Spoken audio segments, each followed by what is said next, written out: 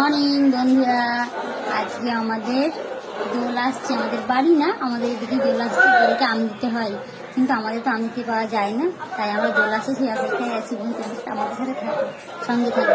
দোল বিদ্যুৎ সকাল সকাল সারা রাত গান শুনছে, গোলান শুনছে। সকালবেলায় খিদে পেয়ে গেছে, এই দেখো চিড়ে ভাজা খাচ্ছে। এখন দোল আসছে, কিন্তু আসছে তো প্রণাম করবো তো। কি পুজো বলো তো এটা? হর হর মহাদেব আসছে বাবা।